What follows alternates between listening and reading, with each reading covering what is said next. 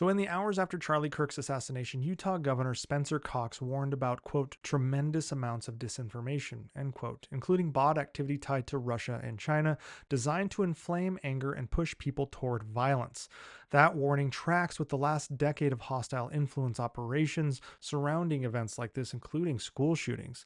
They want to create confusion fast, harden tribal identities, and turn a single tragedy into a nationwide grievance cycle. The aim is not persuasion in the classic sense. The aim is corrosion of patience, due process, and trust in institutions. The playbook is well known. During the first 24 to 48 hours, when facts are scarce and emotions are high, operators seed misidentifications, push false flag claims, and inject fabricated screenshots that look like news. They hijacked hashtags with AI written replies and meme spam so outrage travels further than verified updates. Russia pioneered the modern version in 2016 when Kremlin linked assets reached well over 100 million users across major platforms.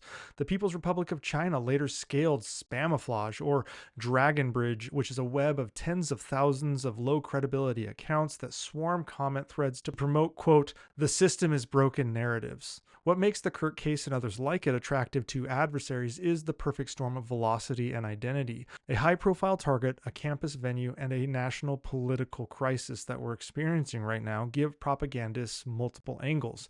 We have already seen the familiar pattern: instant ID hoaxes, recycled arrest photos from unrelated people, and accusation chains that move from maybe to must be in minutes. The fog of breaking news creates contradictory headlines, as we've seen several times with how this person was identified, how the shooter was characterized, etc. And then the headlines of no arrest versus suspect in custody, and the gap is exploited to claim cover-ups and feed retaliatory talk. Expect three narrative families to dominate when this happens. First, blame casting that pins the murder on a political enemy without evidence. The problem is, we have actual politicians now doing this.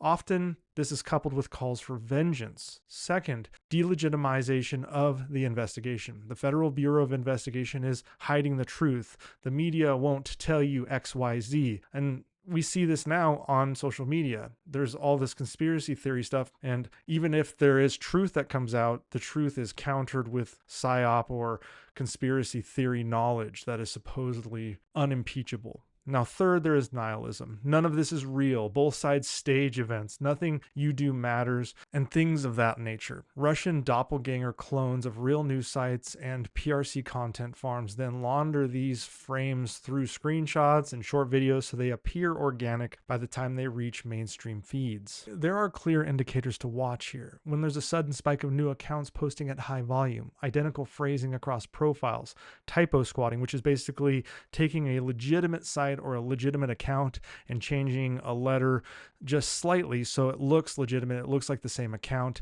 and it mimics those legitimate outlets. And then also there's images with compression artifacts or mismatched shadows, common in synthetic media. And then obviously AI is a big problem here.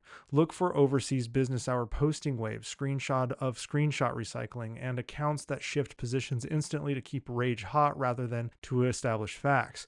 So you'll see some of these bots go down one path when that path is absolutely disproven. They'll pivot and then go down an entirely different path, even if it's contradictory to the first path they went on.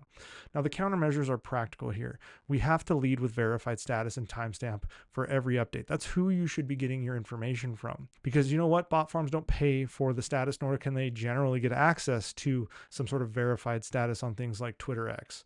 We need to pre-bunk the common hoaxes. It's the wrong suspect, fake screenshots, staged event claims before you debunk them. So we need to get ahead of the narrative. Do not quote tweet bad content, even if you're trying to say it's disinformation. Issue clean corrections and route audience to official feeds and tip lines. Encourage cross-ideology creators to pause speculation for 24 hours. And for the next 72 hours, we need to elevate local security at vigils and campuses. I mean, I saw this in Boise downtown just a few nights ago when a fight broke out over the Charlie Kirk situation. So it's necessary. And then we need to document all of the threats for law enforcement. The objective is pretty simple here. We need to slow the outrage machine, starve bot farms, and keep Americans focused on facts, not bait, because that is what Russia and China want. They absolutely want us tearing ourselves apart because it makes it easier for them to operate in the vile underground that they love to operate in.